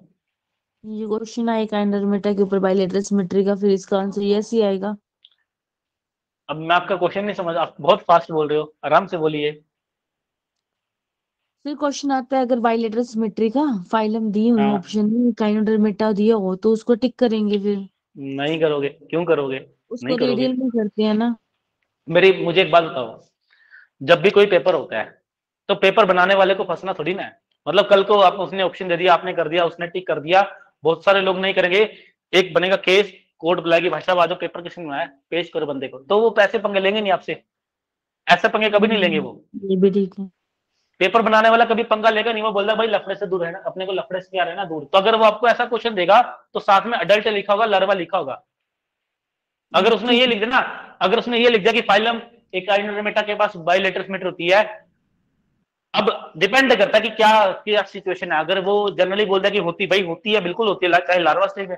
लेकिन अगर उसने ये लिख दिया कि ओनली उसके पास बाइलेटरल सिमेट्री होती है, तब तो गलत है।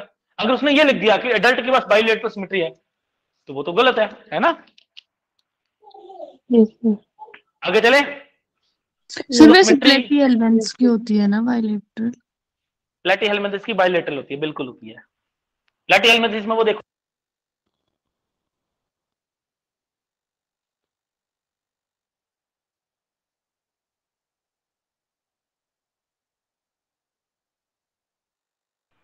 प्लेटीहेल्मिन्थेस के अंदर बेटा आपने वो बचपन में एक डायग्राम देखा होगा, उसका क्या था वो एग्जांपल मुझे ध्यान नहीं आ रही, मैं बताता हूँ। रीजनरेशन इन रीजनरेशन इन प्लेनिया, ये कुछ ऐसा। प्लेनेरिया। Yes, sir. देखा है ऐसा कुछ, Yes. है ना? तो यहाँ पे इसकी ऐसे प्यारी प्यारी इसकी आंखें बनी होती, दो देखी होगी कभी ना कभी, देखा ना? ये दिस इज प्लेनेरिया। तो प्लेनेरिया के पास तो बेटा हेड है, तो जिसके पास हेड है भाई उसके पास तो भाई हो ही नहीं सकता, ये उसके आई स्पॉट्स होते हैं। प्लेनेरिया के पास आईज नहीं होती लेकिन आई स्पॉट्स होते हैं। ओके, चले आगे। तो भाई ये अपना सिमेट्री वाला टॉपिक खत्म होता है। याद रखना इसमें सबसे इंपॉर्टेंट क्या है, इसमें सबसे इंपॉर्टेंट है सिविलाइजेशन। मैं फिर बार बार इस वर्ड के ऊपर फोकस कर रहा हूं क्योंकि ये बहुत ज्यादा चल रहा है, वर्ड बहुत ज्यादा चल रहा है ये वर्ड। चले आगे, नेक्स्ट करेक्टर की बात करें। चलिए जी, नेक्स्ट करेक्टर हमारे सामने आता है सेगमेंटेशन। सेगमेंटेशन देखो, सेगमेंटेशन जनरली मैं बेसिक्स में करवाता नहीं हूँ, ठीक है, क्योंकि इसको जब हम फाइलम्स करते हैं तब ज्यादा बेटर रहता है, लेकिन मुझे लगा कि आपको करवाना चाहिए क्योंकि यहाँ पे बहुत सारे कोर्सेज के बच्चे प्रेजेंट हैं और इस लेक्चर को यूट्यूब पे भी ओपन आप लोगों के लिए रखा जाएगा, तो आप यूट्यूब पे इस लेक्चर को कभी भी देख के अपने जो बेसिक्स हैं उनको क्लियर कर सकते हो एनिमल किंगडम के। चलिए अभी हम बात करते हैं सेगमेंटेशन की। भाई सेगमेंटेशन का सिंपल सा मतलब है यार, भी हमारी बॉडी के जो सेगमेंट्स हैं, हमारी जैसे अगर मैं बात करूं, ये मेरी बॉडी का एक सेगमेंट है, हेड, नेक है, फिर नीचे एब्डोमेन आ गया, है ना? तो ऐसे सेगमेंटेशन के अंदर जो सबसे ज्यादा इंपॉर्टेंट जो मतलब सेगमेंटेशन है, दैट इज मेटामेरिक सेगमेंटेशन। इसको सुनना ध्यान से। मेटामेरिक सेगमेंटेशन के अंदर क्या होता है, इसके अंदर रिपीटिशन होता है, मतलब इसके अंदर जो सेगमेंट्स होते हैं वो बार बार क्या है, बार बार सेगमेंट्स रिपीट होते हैं। जैसे एक सेगमेंट है, ऐसे दूसरा सेगमेंट है, फिर तीसरा सेगमेंट है, फिर चौथा सेगमेंट है, फिर पांचवा सेगमेंट है, फिर छठा सेगमेंट है, फिर सातवां सेगमेंट है। इसके अंदर सारे के सारे सेगमेंट्स इस तरीके से, ऐसे सेगमेंटेशन को हम क्या बोलते हैं, मेटामेरिक सेगमेंटेशन। पहली बात तो हम क्या बोलेंगे कि सेगमेंटेशन, सेगमेंट्स होते क्या है जनरली। एक यहाँ पे एक चीज और आती है, सूडो सेगमेंटेशन। ये भी क्वेश्चन पूछा जाता है, सूडो सेगमेंटेशन। देखो अगर मैं बात करूं ना कि सेगमेंट्स हैं, तो सेगमेंट्स का मतलब है कि अगर मान लो मेरी बॉडी के ऊपर कोई सेगमेंट नजर आ रहा है, तो अगर इसको अंदर से डाइसेक्ट करेंगे तो अंदर भी सेगमेंट होना चाहिए। इसको हम ट्रू सेगमेंटेशन बोलते हैं, ठीक है। तो मैं थोड़ा सा अपने क्लासिफिकेशन के तरीके को हल्का सा चेंज कर रहा हूँ, रुको ध्यान से, इसको हल्का सा मैं चेंज कर रहा हूँ, ठीक है। एक नए पैटर्न में इसको क्लासिफाई करेंगे, या तो सूडो सेगमेंटेशन है या फिर क्या है, ट्रू सेगमेंटेशन है, या क्या है, ट्रू सेगमेंटेशन, है ना। अब इनका मतलब क्या है, ट्रू का मतलब क्या है, internally as well as externally. Sir true segmentation को भी मेटामेरिक सेगमेंटेशन बोल सकते हैं। हाँ जी, ट्रू सेगमेंटेशन को भी मेटामेरिक सेगमेंटेशन बोल सकते हैं। रुको जरा सब्र करो, आएगा आगे, है ना। दूसरा सेगमेंट, दूसरा क्या है, सूडो सेगमेंटेशन के अंदर क्या है, बाहर से देखने को लगेगा कि सेगमेंट्स हैं, लेकिन जब डाइसेक्ट करोगे अंदर कोई सेगमेंट नहीं देखने को मिलेगा। तो सेगमेंटेशन ओनली प्रेजेंट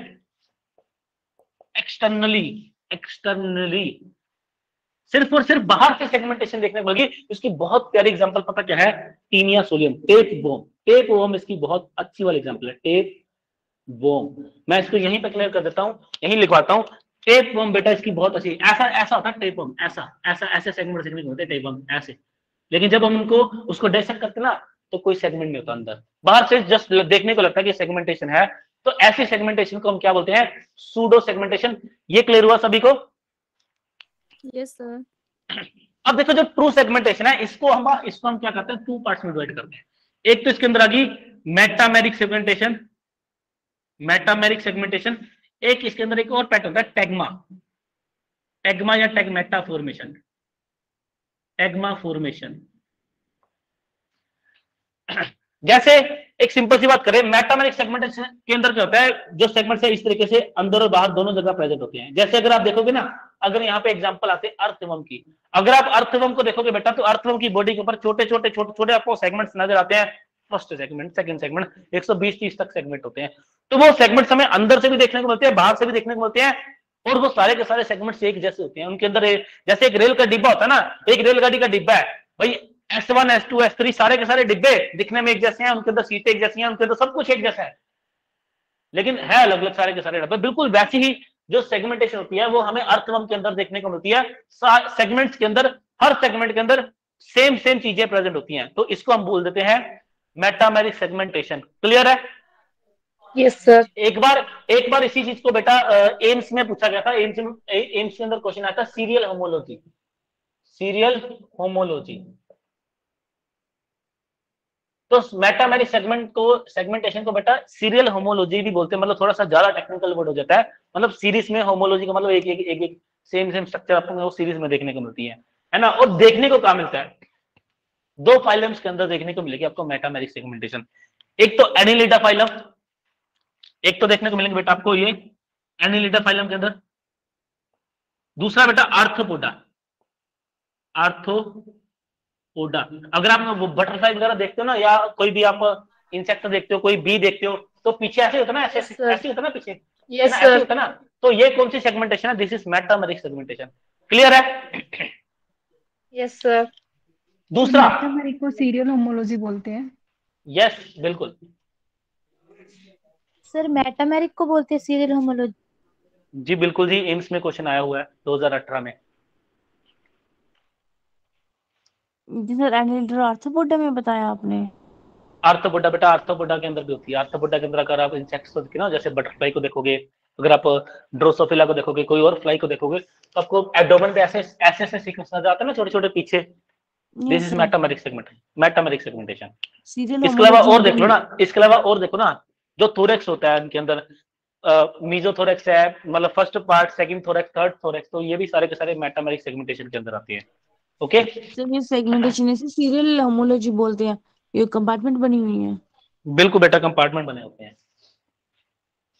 चलिए आगे, अब आते हैं टैगमेटा फॉर्मेशन। भाई टैगमा में पता क्या होता है, बहुत सारे, देखो ध्यान से, सारे लिखने पे ध्यान मत दो भाई, सुनने पे ध्यान दो ज्यादा। ये लेक्चर सुनने वाला बहुत ज्यादा है, लिखने वाला इतना नहीं है, क्योंकि हर एक चीज जो मैं आपको बता रहा हूं, जब हम फाइलम्स को डिटेल में करेंगे, हर एक चीज फिर से बार बार से रिपीट होगी, वहां पे रिवीजन भी साथ साथ में चलेगी, लेकिन वहां पे मैं आपको डिटेल में नहीं बताऊंगा, मैं आपसे सिर्फ पूछूंगा। चलिए, तो आप ये बताओ मुझे, मतलब ऐसा देखो, अगर आप अपने आप को देखोगे, शीशे में देखोगे, या फिर आप मुझे देख लो, चलो मान लो मैं आपके सामने, भाई मैं भी ह्यूमन हूं आपके जैसे ही, है ना। तो ये एक हेड है, ये नेक है, ये बाकी उसके पीछे थोरेक्स एब्डोमेन आ गया सारा, है ना। तो ये भी तो एक सेगमेंट है ना बड़ा, ये भी जो हेड अपना, ये भी तो एक बड़ा सेगमेंट है ना, नेक भी तो एक सेगमेंट है ना। यस और नो? यस तो बेटा सर। जब पता क्या होता है, जब छोटे छोटे सेगमेंट मिलके, सुनना ध्यान से, जब छोटे छोटे सेगमेंट मिलके एक बड़ा पार्ट बनाते हैं, इसको टैगमा बोल देते हैं। जैसे अगर मैं बोलूं कि मेरी बॉडी टैगमा के अंदर डिवाइडेड है, हेड एक टैगमा है, नेक एक टैगमा है, एब्डोमेन एक टैगमा है, समझ गए ना। तो टैगमा क्या होता है बेसिकली, जब बहुत सारे जो सेगमेंट्स होते हैं वो फ्यूज करके एक बड़ा सेगमेंट बनाते हैं, उसी को क्या बोलते हैं? टैगमा बोल देते हैं। समझ गए सभी लोग? यस और नो? सर रिपीट कर दो, रिपीट एग्जाम्पल। भाई मैं आपके सामने घूम रहा हूं, मैं एग्जाम्पल ही हूं, है ना। तो टैगमा क्या होता है? टैगमा एक सेगमेंटेशन होती है। इसमें क्या होता है, जो बहुत सारे सेगमेंट्स आपस में, when segments fused to form a big segment या फिर a large segment is called tegma. When small segments are fused together to form a large structure which is called tegma. When small segments are fused together to form a large segment, to form a large part, which is called tegma. Example बेटा। हाँ जी sir, ये जो टैगमेटा formation बताया ना, ये आपने बताया ना कि ट्रू सेगमेंटेशन का पार्ट है। हाँ जी सर, तो ये इंटरनली और एक्सटर्नली दोनों में प्रेजेंट होता है, तो हमें इंटरनली होता है कोई सेगमेंटेशन? बेटा ये मेरा हेड है, ये मेरा नेक है, तो इंटरनली हमारे पास होता है ना कि हाँ भी यहाँ पे ये बोन्स प्रेजेंट है, यहाँ पे वो बोन्स प्रेजेंट है, तो ये बिल्कुल ऑब्वियसली बात है ना। ऐसा तो मतलब बिल्कुल सही बात है। मेटामेरिक और टैगमेटा को तो कैसे डिफरेंशिएट करेंगे? मेटामेरिक, इसमें बेटा क्या होता है, इसमें सेगमेंट्स, इसमें सिंगल सेगमेंट देखने को मिलेगा। यहाँ पे सेगमेंट्स यूज करके एक बड़ा सेगमेंट बनाते हैं, एक बड़ा पार्ट बनाते हैं, यही है, समझ गए? सर मींस टैगमा में बाहर से दिखेगा नहीं वो डिफरेंट नहीं नहीं, सेगमेंट्स? स्टेगमा नहीं बेटा, वो तो फ्यूज करके एक ही बन गया ना बड़ा पार्ट, उसमें नहीं दिखेगा बाहर से। उसमें बस अपने को ये पता होगा कि हाँ ये, जैसे देखो ना, ऐसा मान लो कि भाई मेरे यहाँ पे लाइनें लगी बहुत सारी, तो वो तो होगी मेटामेरिक सेगमेंटेशन, बाहर से अंदर से। यहाँ पे क्या कि बहुत सारे सेगमेंट आपस में बेटा फ्यूज कर गए। मैं क्या बोल रहा हूँ, फ्यूज। देखो भाई वाटर की छोटी छोटी ड्रॉपलेट्स है, उन्होंने फ्यूज करके एक बड़ी ड्रॉपलेट बना दी, उसको बड़ी जो ड्रॉपलेट बनी है उसको अपना टैगमा बोलते हैं। ओके, तो जो बेटा फ्यूज ही कर गए, जो फ्यूज ही कर गए, उसको उसमें थोड़ी ना हमें ये सारे छोटे छोटे सेगमेंट्स देखने को मिलेंगे, वो तो फ्यूज कर गए ना, है ना?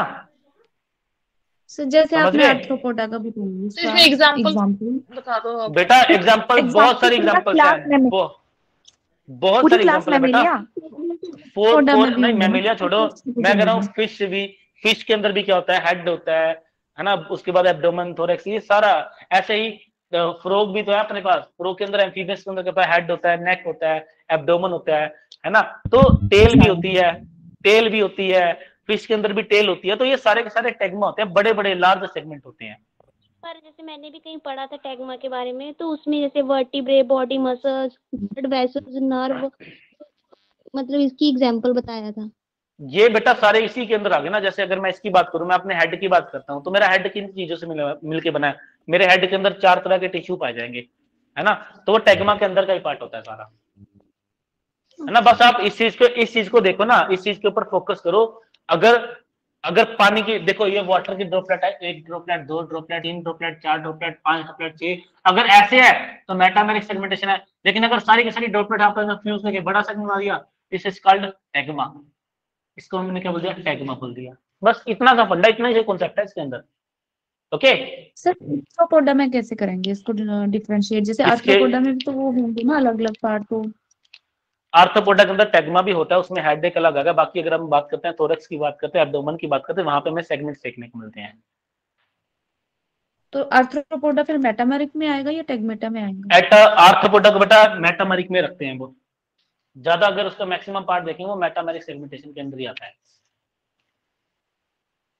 ठीक है, और ठीक है, चले आगे। ओके, मूव करें आगे। मैं आपको एक क्वेश्चन दूंगा, उस क्वेश्चन में पूछा होगा कि कौन सी फाइलम है जिसके अंदर मेटामेरिक सेगमेंटेशन देखने को मिलती है। उसका आंसर यही था, आर्थ्रोपोडा और एनेलिडा ही था उसका आंसर। ठीक है, और ये क्वेश्चन 2 बार आया हुआ पेपर में। आगे मूव करें नेक्स्ट फैक्टर की ओर। Yes sir. चलिए जी, बहुत बढ़िया। तो हमारा नेक्स्ट फैक्टर बचता है भाई नोटोकॉर्ड। सर आर्थ्रोपोडा के बाद जितने भी है उन सब में टैगमा फॉर्मेशन दिखेगा? उसके अंदर टैगमा होती है, और आपको ये बात कोई नहीं पूछेगा। ये क्वेश्चन आज तक कभी पूछा नहीं किसी ने टैगमा के ऊपर, टैगमेटा के ऊपर कभी नहीं क्वेश्चन आता। बट वही बात है कि आपको नॉलेज होनी चाहिए, आपको टैगमा पता होना चाहिए कि होता क्या है। कल को किसी ऑप्शन के अंदर आपको टैगमा देखने को मिल जाए, तब वहां पे आपको पता होना चाहिए, इसलिए मुझे आपको ये बताना पड़ा। ठीक है, वैसे मैंने कभी नहीं टैगमा के ऊपर क्वेश्चन देखा, कभी भी नहीं आज तक देखा। चले आगे, नेक्स्ट वाले कैरेक्टर की बात करें, नोटोकॉर्ड। क्लास कितने टाइम की? बेटा क्लास चल रही है, बस जब खत्म हो जाएगी लग जाएगा पता आपको। अभी लगेगा तो 10-15 मिनट और लगेंगे क्लास को। मैं कल ही बोल के आया था कि 2 घंटे की क्लास होगी। ठीक है, चलिए बेटा नोटोकॉर्ड की बात करते हैं। भाई ऐसा सिंपल सी बात है, ऐसे ऑर्गेनिज्म जिनके पास नोटोकॉर्ड प्रेजेंट होगी, या तो क्या हो सकती है, एब्सेंट होगी, या क्या होगी, प्रेजेंट होगी, या क्या होगी, प्रेजेंट होगी, या एब्सेंट होगी, या फिर क्या होगी, प्रेजेंट होगी। जिसके पास भी नोटोकॉर्ड प्रेजेंट होती है उसको हम क्या बोल देते हैं, ये सारे के सारे किसके अंदर आ गए, कोड डेटा के अंदर आ गए। और जिसके पास नहीं है वो सारे के सारे किसके अंदर आ गए, नॉन कोडेट्स, कोड डेटा के अंदर आ गए। वो सारे के सारे किसके अंदर आ गए, नॉन कोड, उनको हम बोल देते हैं नॉन कोडेट्स। वो क्या बोल देंगे, नॉन कोडेट्स बोल देते हैं। इतना क्लियर हुआ? तो एनिमल किंगडम को हम इस बेसिस पे भी डिवाइड करते हैं। हमने पोरीफेरा से लेके सिलेंट्रेटा तक फाइलम्स की है। अगर मैं सिर्फ और सिर्फ पोरीफेरा से लेके क्या बोलते हैं इसको, कोडेटा तक जो फाइलम्स की हैं, अगर मैं कोडेटा की बात कर दूं, कोडेटा फाइलम जो है उसको छोड़ के बाकी सारी की सारी फाइलम्स को हम क्या बोल देते हैं, नॉन कोडेट। क्या बोल देंगे, पोरीफेरा से लेके कहां तक, हेमी कोडेटा तक, सभी को हम क्या बोल देते हैं, नॉन कोडेट्स बोल देते हैं। ये सिंपल सा फंडा है।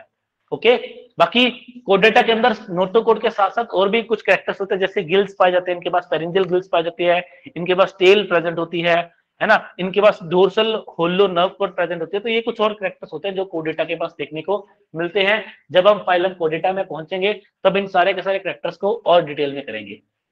ठीक है जी। इसमें हम उस बैकबोन में डिफरेंस बता सकते हैं कि जिसके पास बैकबोन बिल्कुल बिल्कुल नहीं, अभी बिल्कुल नहीं बताऊंगा, मुझे पता है कि इसमें क्वेश्चन आया, अभी बिल्कुल नहीं बताऊंगा, ये जब इसकी टर्न आएगी तब बताऊंगा। वर्ड में काफी कंफ्यूजन होती है बेटा, एक बार जब टॉपिक स्टार्ट होगा ना हमारा ये वाला, तब आपको ये क्लियर हो जाएगा, है ना। एक बार टॉपिक स्टार्ट हुआ नहीं, अभी तो जस्ट हमने स्टार्ट किया है, तो सिर्फ कैरेक्टर्स के अभी तो इंट्रोडक्शन है। जैसे होता है ना मूवी होती है, मूवी का पहले ट्रेलर आता है, तो ये अभी सिर्फ एनिमल किंगडम का एक हल्का सा आपको ट्रेलर मिला है कि एनिमल किंगडम में आपको कौन कौन सी चीजें पढ़नी है।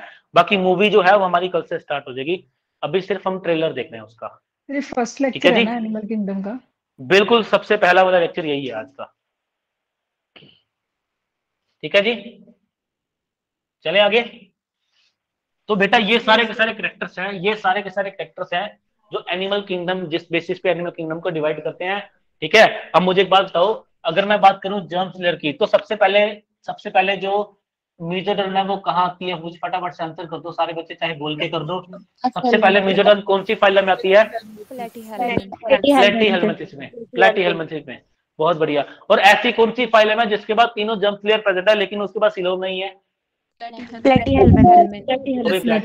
अच्छा, बहुत बढ़िया। सबसे पहले सीलोम सबसे पहले कहाँ आया? अच्छा, अगर मैं बोलूं सबसे पहले ट्रू सीलोम कहाँ पे आया? अच्छा, अगर आपसे मैं ये क्वेश्चन करूं कि भाई मुझे ऐसी फाइलम का नाम बता दो जिसके पास तीनों जर्म स्लेयर के साथ साथ ट्रू सीलोम भी है।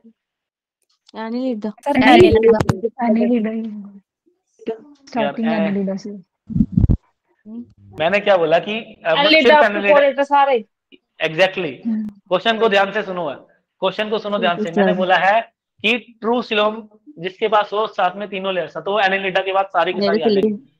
नेक्स्ट क्वेश्चन बेटा, नेक्स्ट क्वेश्चन मेरा मेटामेरिक सेगमेंटेशन कौन सी फाइलम में देखने को मिलती है?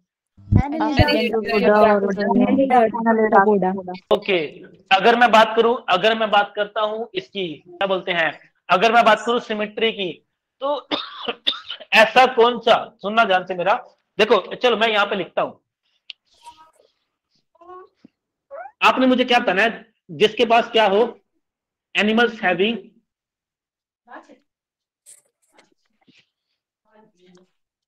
ट्रिप्लोब्लास्ट भी हो, इसके साथ साथ वो सिलोमेट्स भी हो, बट इसके पास कौन सी सिमेट्री हो, but and radial symmetry, and कौन सी सिमेट्री इसके पास हो? रेडियल सिमेट्री हो। तो हाँ, ऐसी कोई फाइलम जो ट्रिप्लोब्लास्ट भी है, सिलोमेट्स भी है, लेकिन रेडियल सिमेट्री पाई जाती है, वो कौन सी आ जाएगी बेटा? एकाइनोडर्मेटा। कौन सी आ जाएगी? एकाइनोडर्मेटा।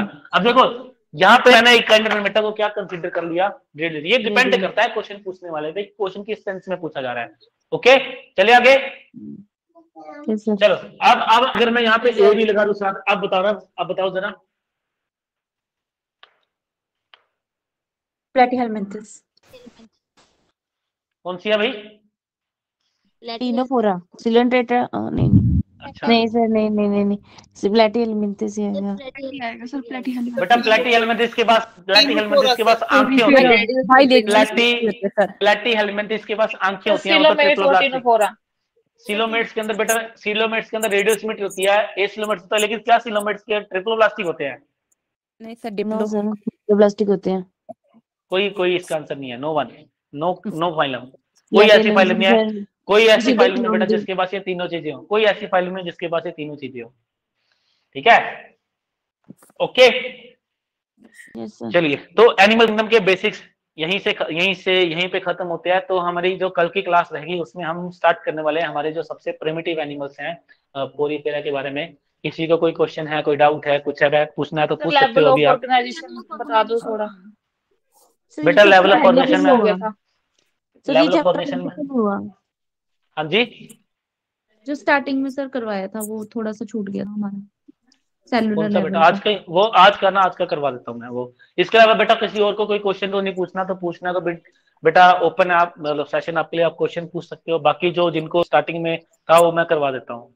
कोई और बच्चे बेटा जिनको कुछ पूछना है तो वो पूछ सकते हैं, otherwise you can leave this session. आप क्लास को छोड़ के जा सकते हो, अगर रहना है तो रह भी सकते हो, कोई दिक्कत वाली बात नहीं है। तो बेटा लेवल ऑफ ऑर्गेनाइजेशन में फटाफट से रिपीट कर देता हूँ सर एक लेवल चीज ऑफ ऑर्गेनाइजेशन के पूछनी बारे में, थी है ना? हाँ जी बेटा पूछिए। सर, जो आपने यूनिसेलुलर में प्रोटोजोआ बताया था उसके बारे में। सर वो किंगडम नहीं है, वो सब बेटा किंगडम है। प्रोटोजोआ बेटा आपको प्रोटिस्टा किंगडम के अंदर है, वो आपको सूरभि मैम पढ़ाएंगे। सर प्लांट किंगडम में। सीडोसिलोम जो वो आपने बताया, हाँ जी, सर सीडोसिलोम ज्यादा क्लियर नहीं हुआ, मतलब उसमें क्या बोलेंगे कि मेसोडर्म है प्रेजेंट या नहीं है? बस आपने उसमें ये लिखना है कि उसके अंदर जो सीलोम होता है वो फॉल्स सीलोम प्रेजेंट होता है, ये लिखना है। उसके फॉल्सिलोम। अंदर जो सीलोम तो होता है सर फॉल्स ऐसे एक सीलोम होता है। साइजोसील करके आती है कोई टर्म, ऐसा है बेटा कुछ आपको? वो जो शाइजोसीम वाली टर्म है ना, वो आपको जब मैं आपको एनिलिडा पे पहुंचूंगा तब बताऊंगा। अच्छा जी, शाइजो तो वो टर्म जो है वो उसको तब बताऊंगा, बिल्कुल तब आएगा आपके सामने। पर वो सीडोसिलोम में आती है, सीडोसिलोम हाँ जी, सीडोसिलोम में ही आती है वो टर्म की? नहीं नहीं जो नहीं, साइज, वो अलग, वो अलग चीज है वो। उसमें क्या होता है ना, उसमें मेसोडर्म का होता है, मेसोडर्म के ओरिजिन की बात होती है कि मेसोडर्म बन कहाँ पर है। अगर तो मेसोडर्म एंडोडर्म से बन रही है या फिर इंडिपेंडेंट में, तो उसके बेसिस पे होती है वो। ओके जब एनिलिडा पे आएंगे ना तब बताऊंगा आपको मैं वो। ओके ओके वो सर, थैंक यू। सिर्फ मेसोडर्म के ओरिजिन के ऊपर बेस्ड है वो। ओरिजिन कहाँ से हो रहा है, वो अपने आप बन रही है या एंडोडर्म से बन रही है, बस ये सिस्टम होता है उसके अंदर। ठीक है, ओके सर। ओके जी, सर एक क्वेश्चन चलिए है बेटा। सेगमेंटेशन से। हाँ जी बोलिए।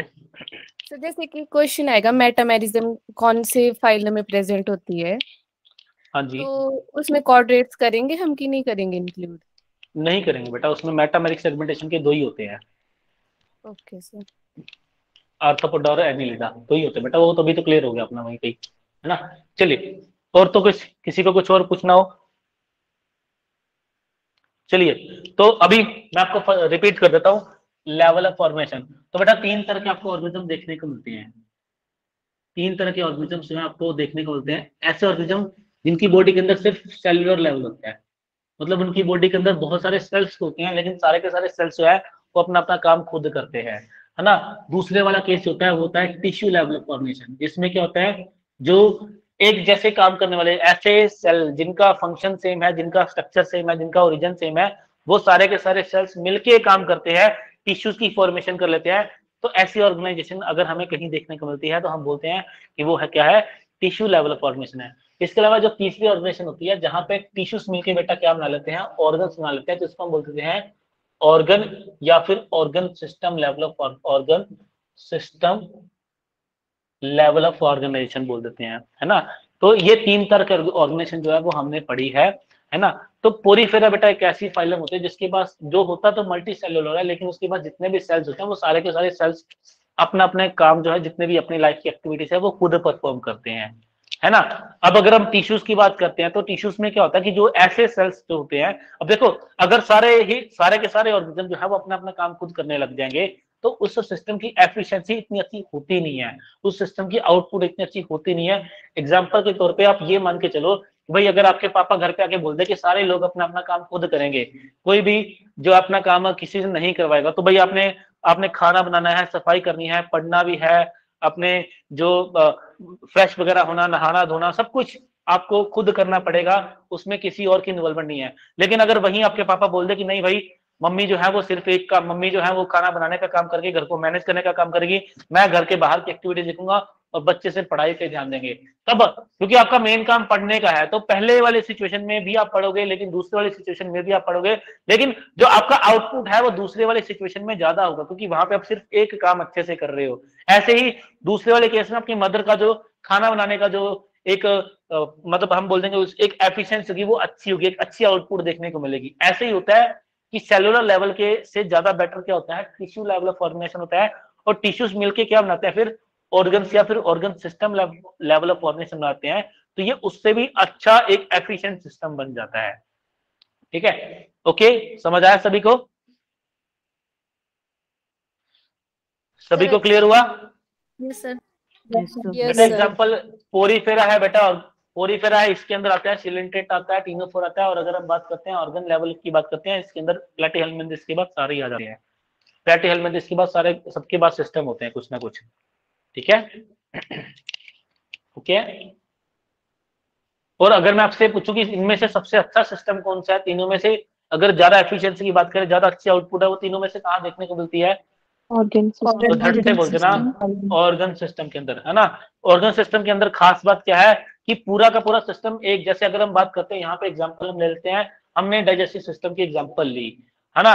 एक अमीबा था बेटा, एक अमीबा एक सेल है, वो सारे के सारे काम कर रहा है, लेकिन हमारी बॉडी के अंदर क्या है, खाने को डाइजेस्ट करने के लिए अलग सिस्टम है, उसको सर्कुलेट करने के लिए अलग सिस्टम है, एक्सक्रीटरी प्रोडक्ट निकालने के लिए अलग सिस्टम है, कोऑर्डिनेशन करने के लिए अलग सिस्टम है, मूवमेंट के लिए अलग सिस्टम है। तो हमारे पास क्या है, हर काम को करने के लिए स्पेशल तरह की आर्मी, एक तरह से स्पेशल तरह के सेल्स हैं, स्पेशल तरह का सिस्टम है। तो हमारी बॉडी का जो सिस्टम है ये बहुत एफिशिएंट होता है। सभी लोग समझ गए? Yes sir. Tissue level of organization की एग्जांपल बता दो। बेटा इसमें सिलेंट रेट्स आ जाते हैं। वैसे टिश्यू लेवल ऑफ ऑर्गेनाइजेशन की सबसे बेस्ट वाली एग्जांपल पता क्या होती है? प्लांट्स होती हैं। सबसे बेस्ट वाली एग्जांपल यहाँ पे प्लांट्स देखने को मिलते हैं। प्लांट्स के अंदर सिर्फ और सिर्फ टिश्यू लेवल ऑफ ऑर्गेनाइजेशन ही देखने को मिलता है। प्लांट्स के अंदर ऑर्गन्स नहीं होते, सिर्फ और सिर्फ टिश्यूज होते हैं। एनिमल्स के अंदर जो ज्यादा अच्छा लेवल है वो ऑर्गन सिस्टम ही होता है, तो इसी के ऊपर ज्यादा फोकस करते हैं। ठीक है, प्लांट्स के लिए कौन सा लेवल अच्छा है? टिश्यू लेवल अच्छा है। एनिमल्स के लिए कौन सा है? ऑर्गन और या फिर organ system level of organization. Okay जी, थैंक यू जी। सर प्लांट और एनिमल्स के लिए कौन सा फाइलम कॉमन होता है? फाइलम प्लांट और एनिमल के लिए कोई फाइलम नहीं होता कॉमन। हाँ, जनरली फाइलम तो कोई नहीं कॉमन होता, लेकिन इनके अंदर ये होता है कि जो प्लांट्स के अंदर टेरिडोफाइटा होते हैं ना, नहीं, हाँ जी, ब्रायोफाइट्स को बोला जाता है। हाँ, जनरली ब्रायोफाइट्स को हम एम्फीबियंस ऑफ प्लांट किंगडम बोलते हैं। रीडोफाइटा को बोलते हैं एम्फीबियन। नहीं, ब्रायोफाइटा को बोलते हैं। ब्रायो को बोलते हैं। सर वैसे तो टेरिडोफाइट्स को भी snacks of the plant kingdom बोलते हैं और ब्रायोफाइट्स को एम्फीबियंस ऑफ प्लांट किंगडम। अच्छा, चलिए प्लांट वाले ये प्लांट किंगडम वालों का भाई क्वेश्चन, अपना क्वेश्चन यहाँ पर तो एनिमल से खुश है बहुत। ठीक है, मतलब इतना मुझे ध्यान में आ रहा है कि ब्रायो देते सर एक बार दोबारा। हाँ जी, नेम ऑफ फाइलम में एक बार दोबारा लिख देते सर सारे। बेटा नेम ऑफ फाइलम नहीं बेटा, मैं बिल्कुल नहीं, थोड़ी सी मेहनत करो, खुद थोड़ी मेहनत आप करो और अपने आप जब भी आप लिखोगे अपने आप लिखने हैं, है ना, देख के नहीं लिखने, अपने आप लिखो, अपने आप लिखने हैं आपने। सुनो, अपने आप लिखने हैं, जहाँ पे गलती हो फिर देख के फिर से लिखना। और मुझे लिख के ना, मुझे जब आप फाइनली जब आप अपने आप लिख लोगे ना, मुझे सेंड करना कि सर मैंने लिख ली है।